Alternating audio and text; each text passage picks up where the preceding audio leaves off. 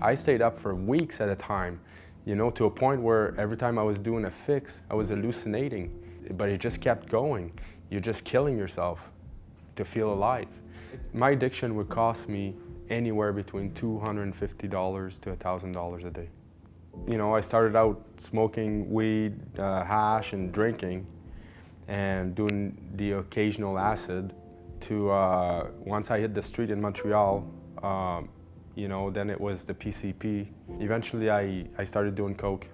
So I originally got sentenced for multiple robberies, possession of weapon, trafficking, possession of drugs, fraud.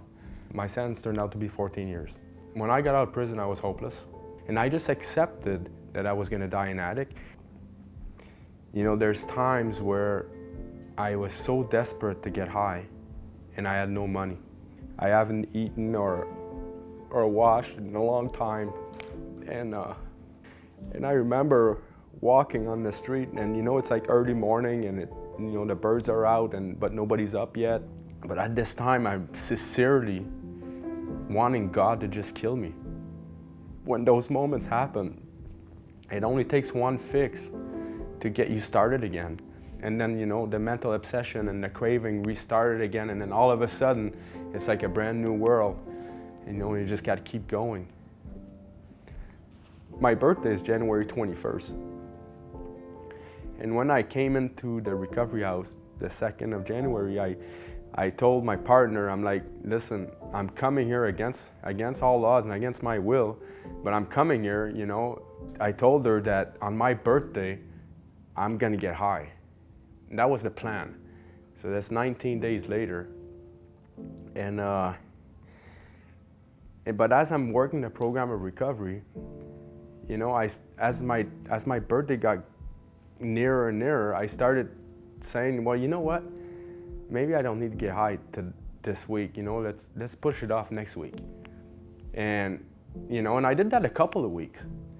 And then eventually I was like, you know what? I don't need to get high at all. And I just forgot about it. And I, you know, it just went uphill from there. I was that guy that was visited time and time again by outreach workers and harm reduction workers asking me how I was doing. You know, if it wasn't for those workers that came and visited me in the deep trenches of where I was at the moment, I might not have made it. I got no choice but to want to give it back to someone.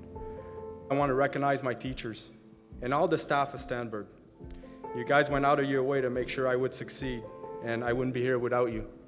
My classmates, I want to thank all of you. Everyone in the cohort helped me in different ways and offered assistance when I needed it. You guys are like family, and I wouldn't be here without you. Thank you.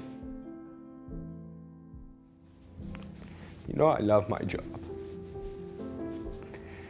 And I love the people I work with. And I try to keep them safe so that they can stay alive. It's important for me to know that they're doing all right. Life for me today is awesome.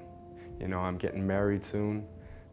All the girls I met in the past, they were all like into drugs or hooking or, you know, some other type of, you know, gang-related activities. When I met this girl, it was different because she didn't need me. And it just grew from that. Like, she's independent, I'm independent as well. And it's just blossomed from that. She's awesome. All these things that I do, that I'm able to do today, they all stem from one thing: getting sober.